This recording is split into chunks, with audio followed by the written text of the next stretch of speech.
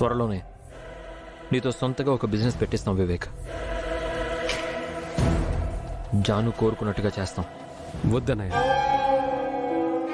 నాకు విడిగా బిజినెస్ చేయాలని లేదు. నాకంత ఎక్స్పీరియన్స్ కూడా లేదు.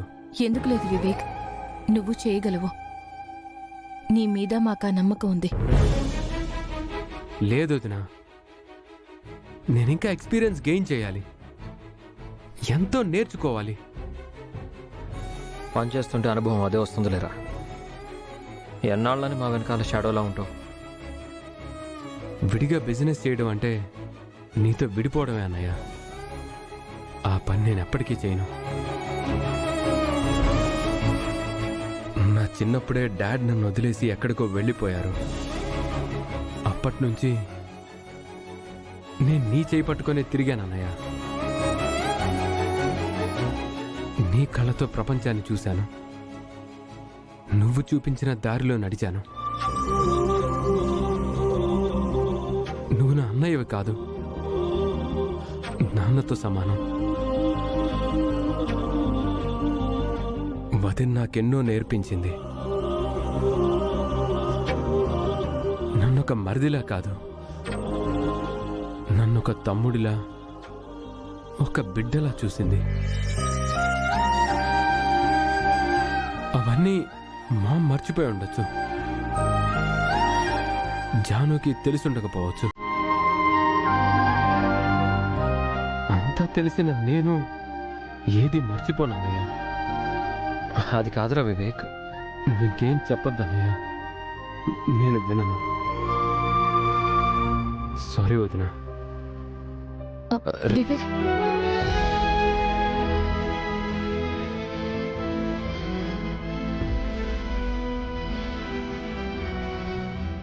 ఏం చేద్దాం లక్ష్మి? ఈ ప్రాబ్లంకి సొల్యూషన్ ఏంటి? వివేక్ బాధపడ్డా సరే, చిన్నత్తయ్య గారు జాను అడిగింది మనం చెయ్యాలండి. నేను అదే అనుకుంటున్నాను లక్ష్మి.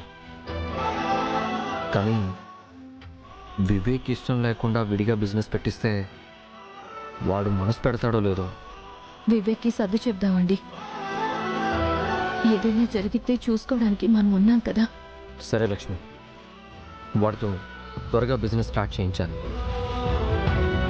అప్పుడే ఇంట్లో జరిగే గొడవలకి ఫుల్ స్టాప్ పడుతుంది. నువ్వేం చేస్తావు వచ్చి. I want peace. అందరూ మనశ్శాంతిగా ప్రశాంతంగా ఉంటారు.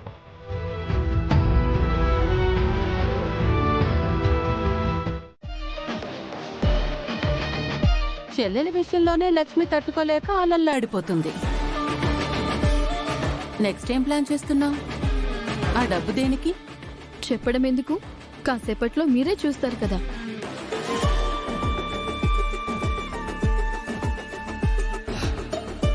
ఇతనెవరు?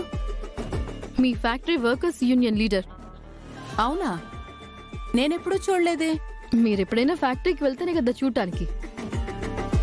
చెప్పండి మేడం, నన్ను ఎందుకు రమ్మన్నారు?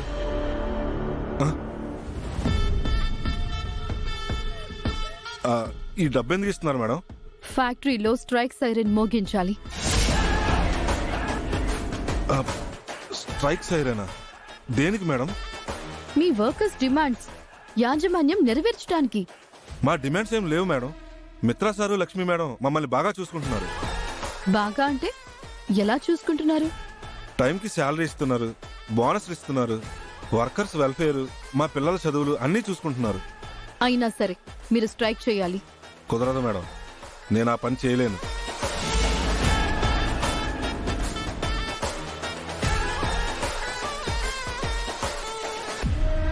ఏంటి మేడం, డబ్బులు ఎందుకు ఇస్తున్నారు నాకు? ఒక ఫ్యాక్టరీలో స్ట్రైక్ జరగాలంటే ఏమేం కారణాలు కావాలి? శాలరీస్ టైంకి ఇవ్వకపోతేనో, బోనస్లు ఆపితేనో, ఎక్స్ట్రా అవర్స్ వర్క్ చేయించుకుని ఓటీ డబ్బులు ఇవ్వకపోతేనో, ఎవరైనా వర్కర్కి ఇంజ్యూరీ అయ్యి నష్టపరిహారం చెల్లించకపోతేనో. ఆగాగు, ఆ లాస్ట్ పాయింట్ ఏంటి? వర్కర్ ఎవరైనా గాయపడి పని చేయలేని పరిస్థితి వస్తే అతనికి నష్టపరిహారం అందకపోతే స్ట్రైక్ చేయొచ్చు మేడం. గుడ్, ఈ పాయింట్ అప్లై చేసి స్ట్రైక్ చేయండి. మేడం అంటే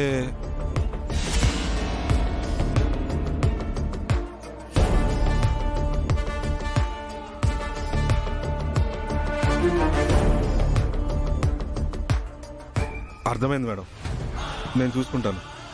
ఉంటాను. నీకేమైనా పిచ్చి పట్టిందా?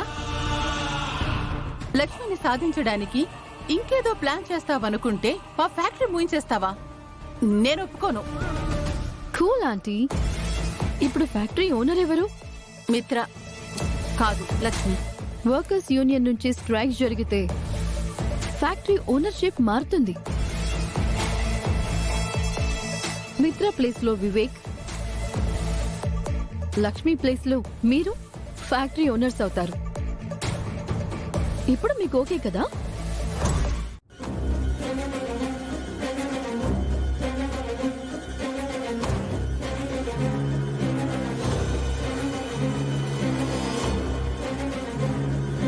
ఎవరు మేడం? మా ఆయన వివేక్ గారు. ఓ, మీరా మేడం? ఆయన క్యాబిన్ ఎక్కడా?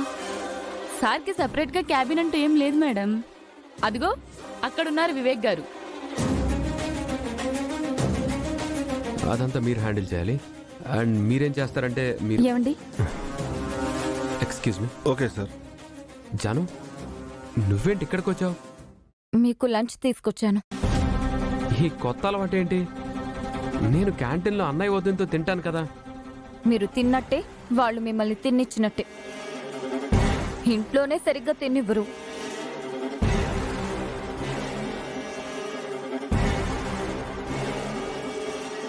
అది సరే, మీకు ఇక్కడ సెపరేట్ క్యాబిన్ లేదా? లేదు. ఆవిడ గారికైతే ఉంది కదా. ఇంట్లో గొడవ చేసినట్టు ఇక్కడ చేయకు జాను, అసహ్యంగా ఉంటుంది.